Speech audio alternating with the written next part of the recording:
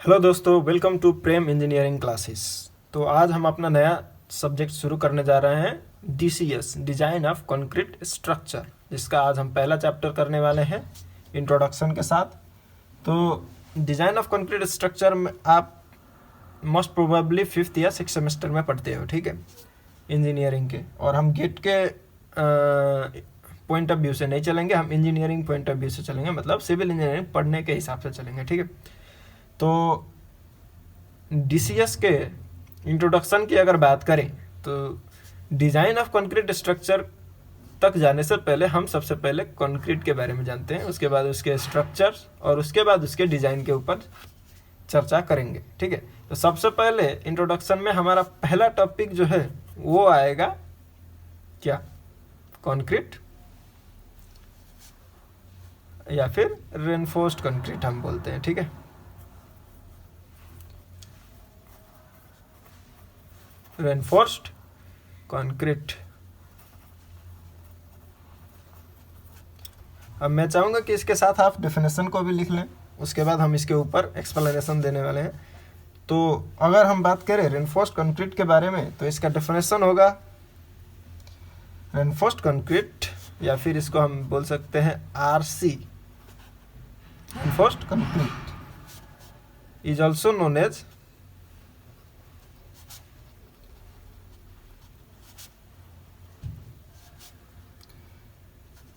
RCC या फिर reinforce cement concrete. Reinforced ये सी है, ठीक है, रेनफोर्स सीमेंट कंक्रीट, या फिर इसको हम और फेरो कंक्रीट भी बोल सकते हैं,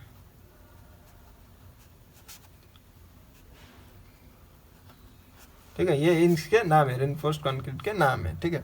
इसके डेफिनेशन कैसे देंगे, इज अ कंपोजिट मटेरियल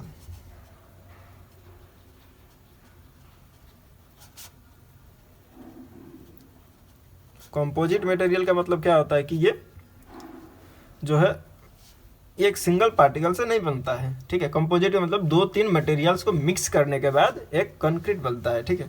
तो रेनफोर्स्ड कंक्रीट जो है कंपोजिट मटेरियल है इन विच, आगे लिखेंगे हम,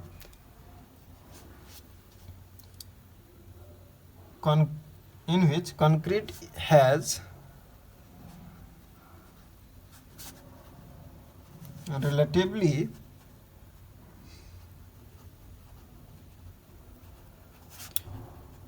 low tensile strength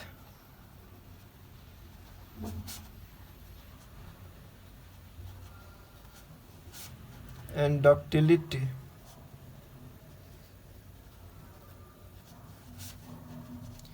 are compensated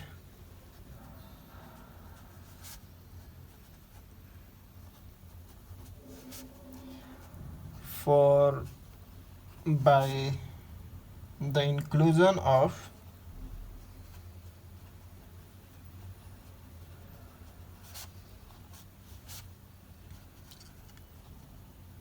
reinforcement,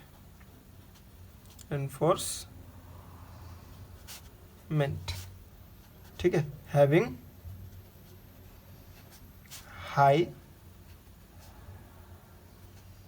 higher लिखते हैं, ठीक है, टेंसाइल स्ट्रेंथ एंड डक्टिलिटी, ठीक है। तो आप जैसे पढ़ सकते हैं, रेनफोर्स कंक्रीट को हम रेनफोर्स सीमेंट कंक्रीट या फिर फेरो कंक्रीट के नाम से बोल सकते हैं, जो कि एक कंपोजिट मटेरियल होता है। जैसे कि आपको पता है कंक्रीट क्या होता है, सीमेंट उसमें मिक्स करते हैं, उसमें एग्रीगेट मिक्स करते हैं, फाइन एग्रीगेट्स जो होते हैं, सैंड मिक्स किया जाता है, उसके बाद उसमें वाटर डाल के उसको कंसिस्टेंसी दिया जाता है, उसमें अकॉर्डिंग टू रिक्वायरमेंट हम उसमें जो है एडमिक्सचर्स भी डालते हैं, ठीक है। तो इस तरीके से कंक्रीट बनता है। इसके मतलब क्या है कि इसमें कई तरह के मटेरियल्स यूज हुए हैं, सीमेंट, सैंड, है ना, एडमिक्सचर्स, पानी, ये सब यूज़ करके हमने जो है कंक्रीट को बनाया है। लेकिन हमें क्या पता चलता है कि कंक्रीट जो है उसका जो टेंसाइल स्ट्रेंथ है वो काफ़ी कम होता है। ठीक है, टेंसाइल स्ट्रेंथ मतलब खिंचाव वाला, जो मानो कि ये एक कंक्रीट का स्ट्रक्चर है। ठीक है, ये एक कंक्रीट का स्ट्रक्चर है, मानो इसको हम बीम कह देते हैं। ठीक है, ये एक बीम है। ठीक है, और ऊपर से इस पर लोड्स आ रहे हैं। ठीक है, ये किलो न्यूटन पर मीटर के हिसाब से मानो लोड आ रहा है। तो इसका क्या होगा कि ये जो अगर ये पूरा कंक्रीट का है तो ये, और इस बीम का जो है न्यूट्रल एक्सिस यहाँ से जा रहा है मान लेते हैं। ठीक है, तो इसके वजह से क्या होगा कि इस लोड के वजह से यहाँ पे जो है अपर फाइबर में कंप्रेशन आएगा, और जो लोअर फाइबर्स हैं न्यूट्रल एक्सिस से नीचे यहाँ पे जो है टेंशन आएगा। कैसे आएगा वो भी मैं आपको दिखाता हूँ। ये थोड़ा स्ट्रेंथ ऑफ मटेरियल का पोर्शन है। ठीक है, तो ऐसे चलेगा ये। तो यहाँ पे क्या हुआ, स्ट्रक्चर श्रिंक हो गया, मतलब कम हो गया। ठीक है, और यहाँ पे स्ट्रक्चर जो है वो कैसे आया, बड़ा हो गया। तो यहाँ पे क्या हो रहा है कि स्ट्रक्चर जो है ऐसे बाहर जा रहे हैं। ठीक है, और यहाँ पे क्या आ रहा है कि सारे स्ट्रक्चर्स अंदर की तरफ कंप्रेस्ड हो रहे हैं। इसको हम कंप्रेशन बोलेंगे, इसको हम टेंशन बोलेंगे। ठीक है, तो कंक्रीट का जो प्रॉपर्टीज है उसमें क्या कहा है कि ये कंक्रीट जो है वो कंप्रेशन में स्ट्रॉन्ग है। मतलब कंप्रेशन कितना भी हैंडल कर सकता है, कितना भी मतलब एक सर्टेन अमाउंट जितना उसको डिज़ाइन किया गया है उतना तक कंप्रेशन ये हैंडल कर लेगा, पर टेंशन जो है ये हैंडल नहीं कर पाता है। ठीक है, टेंशन मतलब क्या होता है कि अगर ये एक पेन है तो इसको अगर हमें दोनों तरफ से खींचूं, ठीक है, तो इसके एक टेंसाइल स्ट्रेंथ के लिमिट तक ही ये ऐसे रहेगा। उसके बाद क्या होगा, ये या तो ये ब्रिटल मटेरियल होगा तो डायरेक्टली टूट ही जाएगा, या फिर अगर ये डक्टाइल मटेरियल है तो ये खींचा जाएगा। और ठीक है, मतलब ये डक्टाइल मटेरियल होगा तो ये मतलब लमरता जाएगा और बड़ा होता जाएगा। ठीक है, ऐसे इसके जो है डायमेंशन कम होंगे पर ये खींचता जाएगा। ठीक है, जैसे शिलाजीत होता है, उसको अगर ऐसे तानो तो वो धागा की तरफ में लमरता जाता है, उसी टाइप में।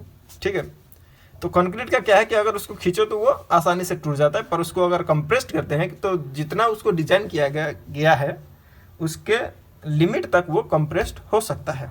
ठीक है, तो डक्टिलिटी के बारे में भी आप समझ गए होंगे, मैंने बता ही दिया। डक्टिलिटी मतलब कि अगर ये एक मैकेनिकल प्रॉपर्टी है जिसमें कहा जाता है कि अगर कोई टेंशन उसको दिया जाए, ठीक है, तो वो लमरता जाता है। तो इसमें क्या होगा, डक्टिलिटी कम है, ये ब्रिटल मटेरियल है। ठीक है, तो ये अगर आपको इसको खिंचाव देंगे तो वो डायरेक्टली फिल कर जाता है। ठीक है, तो उसको हम क्या करते हैं कि यहाँ पे लिखा गया है कि कंपोजिट मटेरियल जिसमें लो टेंसाइल स्ट्रेंथ है और डक्टिलिटी भी कम है, तो उसको हम क्या करते हैं, कॉम्पेंसेट करते हैं। मतलब जो उसका लो टेंसाइल स्ट्रेंथ है और डक्टिलिटी है उसको हम कॉम्पेंसेट करते हैं, मतलब ख़त्म करते हैं। कैसे, इंक्लूजन ऑफ, मतलब ऐड करने के बाद क्या ऐड करते हैं हम, रेनफोर्समेंट ऐड करते हैं, जो कि टेंसाइल स्ट्रेंथ में हाई होता है और डक्टिलिटी भी उसका ज़्यादा होता है।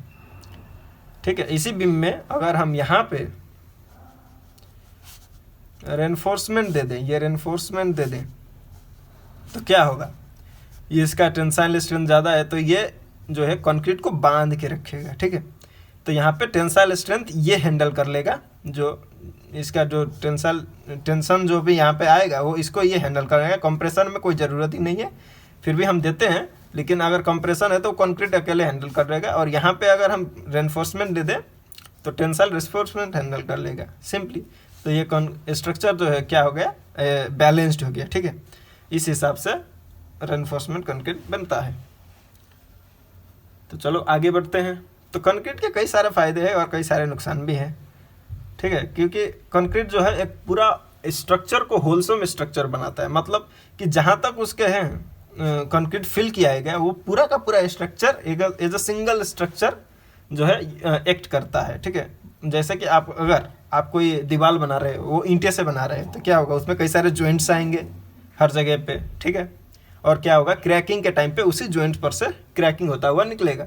लेकिन अगर वही दीवार आप जो है कंक्रीट से बना रहे हैं तो पूरा का पूरा स्ट्रक्चर बिना किसी जॉइंट के बना होता है। तो बिना के अगर जॉइंट कम है किसी भी स्ट्रक्चर में तो वो ज़्यादा लोड रेजिस्ट कर पाता है, ठीक है। तो ये उसका फ़ायदा हुआ कंक्रीट का। हमारा दूसरा टॉपिक है कंपोनेंट्स ऑफ बिल्डिंग। तो क्या लगता है आपको क्या क्या होंगे components of building? Components of building के मतलब बिल्डिंग में कौन कौन से कंपोनेंट्स होते हैं, ठीक है। सबसे पहले हमारे पास क्या आएगा बिल्डिंग के कंपोनेंट्स में?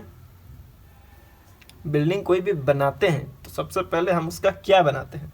सिंपली क्या बनाएंगे? उसका फुटिंग बनाएंगे, फुटिंग फाउंडेशन, ठीक है। जो उसका जग होता है वो बनाते हैं। तो इसको हम क्या लिखेंगे? It is the lower most part of the building which transverse the load of the column to the ground surface, ठीक है।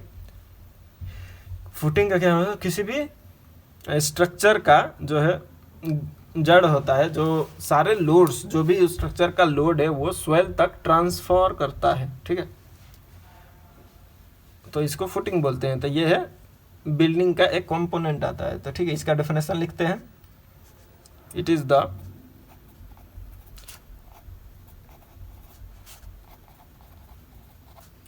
Lower most part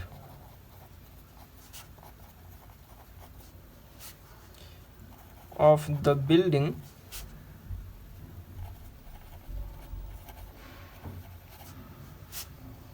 which transfer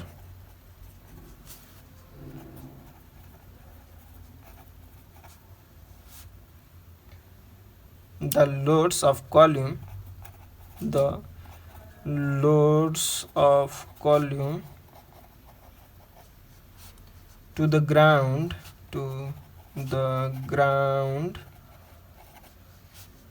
surface, ठीक है। तो बिल्डिंग कंपोनेंट्स ऑफ बिल्डिंग में अब इसके बारे में हमने कंक्रीट स्ट्रक्चर, बिल्डिंग कंस्ट्रक्शन, इन सारे सब्जेक्ट्स में पढ़ाई है। फुटिंग क्या होता है, फाउंडेशन क्या होता है, ठीक है। अगर इसकी जो है फिगर बनाना पड़े तो सिंपली मैं कहूँगा कि अगर ये एक कॉलम है तो जो जमीन के नीचे का पोर्शन है ये ग्राउंड लेवल, ठीक है।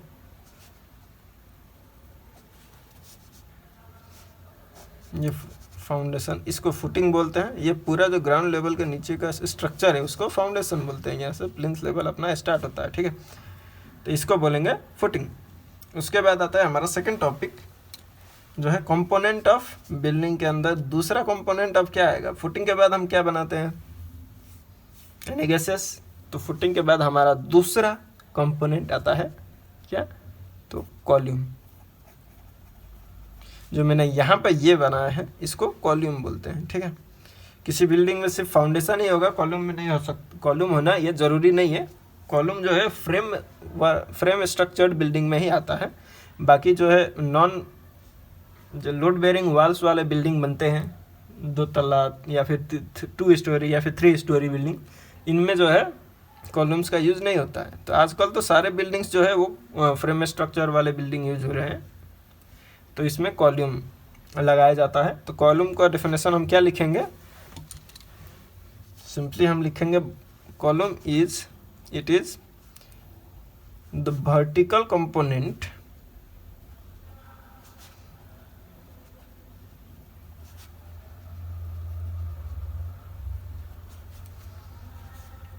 which transfers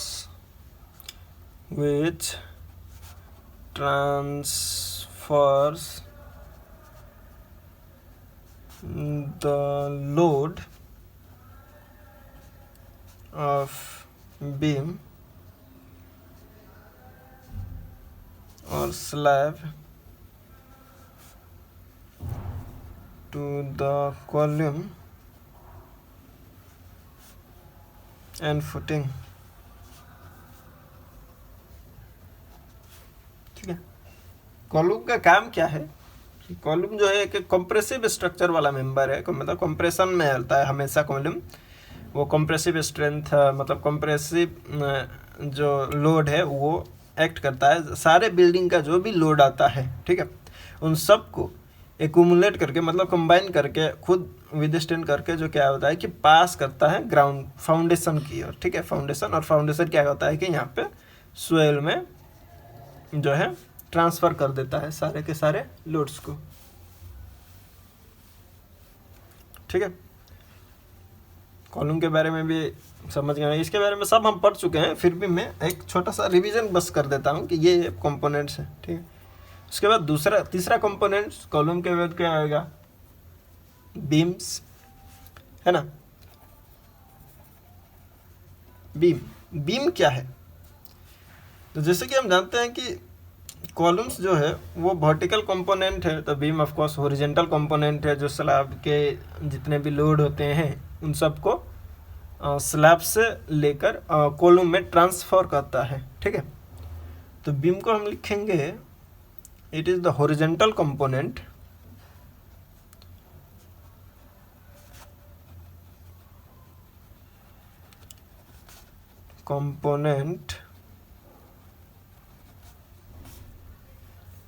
which transfers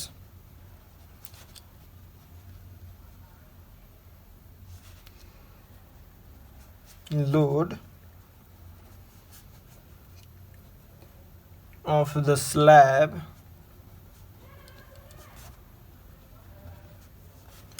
to the column, ठीक है। तो ये बीम का अगर बात करें तो ये कॉलम अगर ज़्यादा एक्सप्रेस होगा तो जो फर्स्ट स्लैब आएगा उसके नीचे जो है कॉलम से अटैच करके दो कॉलम्स के बीच में जो है बीम दिया जाता है, ठीक है, तो उसको बीम्स बोलते हैं। उसके बाद हमारा आखिरी, वैसे तो बिल्डिंग में कई सारे कंपोनेंट्स आते हैं, ठीक है, पर हम जनरली इस चार के बारे में डिफाइन करते हैं। तो हमारा जो चौथा कंपोनेंट ऑफ बिल्डिंग है उसको हम बोलेंगे स्लैब, ठीक है। स्लैब जो है जो लाइव लोड्स आते हैं बिल्डिंग पे, या फिर डेड लोड जितने भी फर्नीचर वगैरह हो गया, या फिर ह्यूमन बीइंग हो गया, या फिर कोई भी स्ट्रक्चर और बाकी सारे कंपोनेंट्स हैं, उन सब का जो है लोड स्लैब क्या करता है, स्लैब पर वो रेस्ट करते हैं। और स्लैब का जो भी लोड है वो बीम में ट्रांसफ़र होकर बीम से कॉलम, कॉलम से फाउंडेशन होकर सोइल तक जाता है, ठीक है। तो स्लैब के बारे में हम क्या डेफिनेशन लिखेंगे, slab it is the flat surface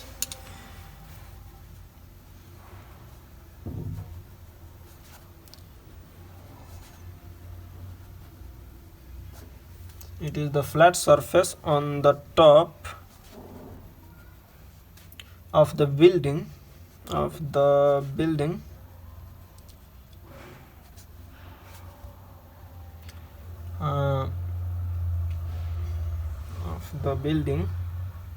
which resist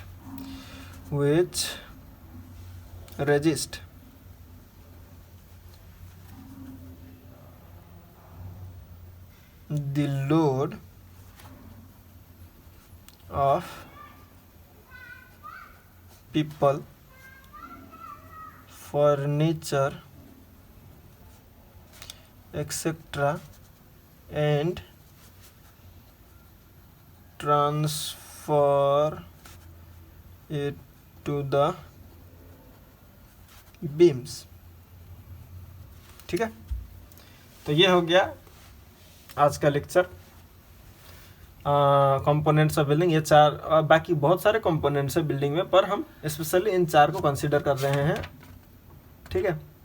इसके बाद हमारे अगले लेक्चर में हम पढ़ेंगे लोड्स ऑन कंक्रीट, जो है लोड्स ऑन बिल्डिंग्स, ठीक है। द डिफरेंट लोड्स, जैसे कि dead load, live load, snow load, horizontal, vertical, बहुत सारे लोड्स जो बिल्डिंग में लगते हैं उसके बारे में हम पढ़ने वाले हैं, ठीक है। तो कंटिन्यू कीजिएगा इसी लेक्चर को, लेक्चर 2 पर। अगर वीडियो अच्छी लगे हो तो वीडियो को लाइक करें, चैनल को सब्सक्राइब करें और अपने दोस्तों के साथ शेयर करना ना भूलें। Thank you guys.